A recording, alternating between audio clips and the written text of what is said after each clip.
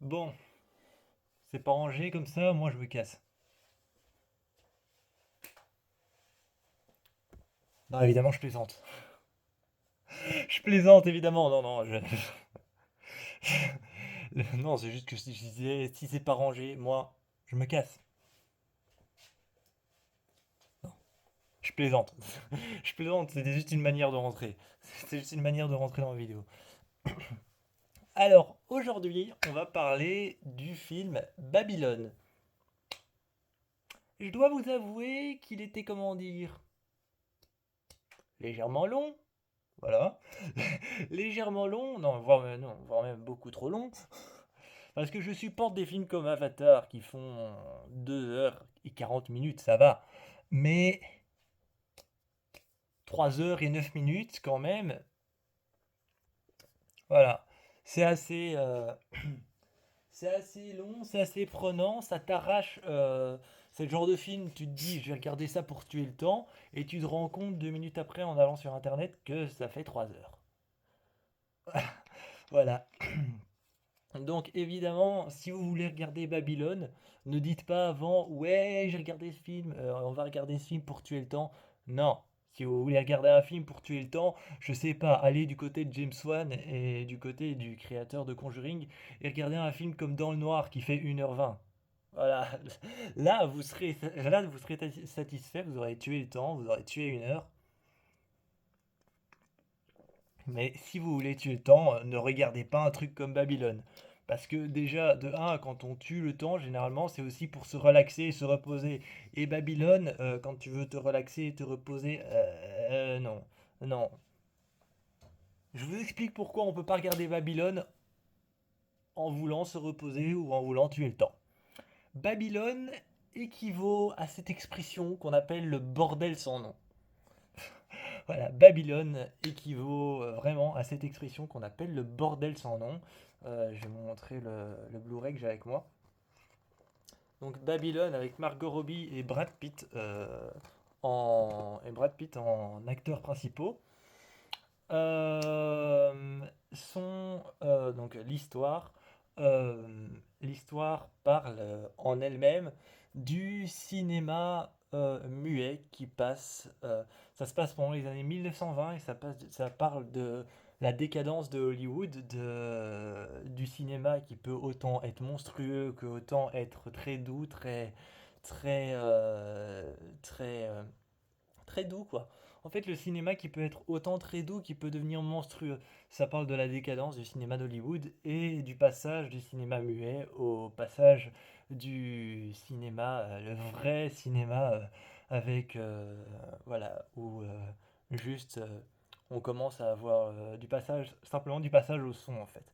Et c'est une histoire vraiment, c'est un film qui se vend. C'est un film qui se vend sur ses décors extravagants, sur ses audaces. C'est un film qui se vend sur son audace, voilà, tout simplement. C'est un film qui se vend sur son audace, sur son abusation du surjeu. C'est un film qui se vend sur son abusation du surjeu, sur ses personnages extravagants. T'as limite l'impression que le film, c'est pas un film, mais une pièce de théâtre. Tout le monde fait un peu tout et n'importe quoi, ou ose un peu tout. T'as des décors qui partent dans tous les sens, t'as des personnes à n'en plus savoir qui est le personnage central, t'as, et ça pendant 3 heures. Donc voilà pourquoi j'utilise quand même l'expression bordel sans nom. C'est vraiment une décadence pure, une folie poussée à son paroxysme. C'est une folie poussée à son paroxysme, mais par contre c'est une folie qui a été poussée à son paroxysme, à son maximum, mais qui est extrêmement belle et extrêmement bien maîtrisée. C'est par le réalisateur de La La Land. Franchement, moi j'ai trouvé ça plutôt bien parce que comme je le dis, c'est le genre de film. C'est le genre de film, tu t'attends pas à voir une histoire avec une ligne droite. C'est vraiment la ligne droite de ce film n'existe pas. C'est une succession de choses mirobolantesques qui se succèdent les unes après les autres, mais au moins des scènes qui restent belles. Margot Robbie d'ailleurs a gardé sa VF originale, qui est là pour incarner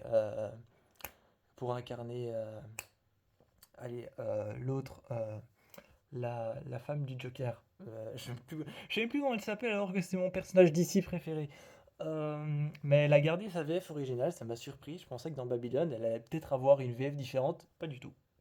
Pas du tout. Elle a gardé la VF de Harley Quinn. Voilà, je retombe sur le nom maintenant. Elle a gardé sa VF originale qu'elle a pour tous ses rôles. Et oui, le film, c'est vraiment ça. En fait, j'ai que ça à dire sur ce film. Je vais pas m'attarder à dire que j'ai bien aimé ce moment ou que j'ai pas aimé ce moment, parce qu'en fait, comme le film est tellement surinterprété, enfin pas surinterprété, mais surinterprété dans le sens qu'on essaye d'en faire des caisses, qu'on essaye d'en faire de trop, parce que c'est une décadence qui part dans tous les sens. Je vais pas dire quel est mon moment préféré, quel est mon acteur préféré ou quel est mon perso préféré, parce que comme c'était une énorme bombe de n'importe quoi et de n'importe où et de scènes qui partent dans tous les sens. Le truc, c'était limite un cirque, c'était limite une représentation de pièces de théâtre qui n'a ni queue ni tête, même si le film a quelque part. Le film a une histoire, hein, forcément. Le film, son histoire, c'est de montrer la décadence du cinéma hollywoodien quand on est passé du muet au cinéma qui n'était plus muet, le cinéma avec du son. C'est vraiment de montrer cette liberté d'expression qui maintenant est ouverte, comme si on avait ouvert deux énormes portes sur Hollywood et que maintenant on pouvait faire tout ce qu'on voulait. C'est vraiment ça le but de l'histoire de Babylone, c'est ça. Et justement, je pense qu'il a appelé son film Babylone pour ça, parce que Babylone évoque justement, euh, évoque justement la richesse, le fait qu'on peut faire n'importe quoi. Et, euh, et donc voilà, j'ai vraiment que ça à dire sur ce film. Je vais pas aller plus loin dans les détails. Et moi, je vous fais plein de bisous pour une prochaine vidéo.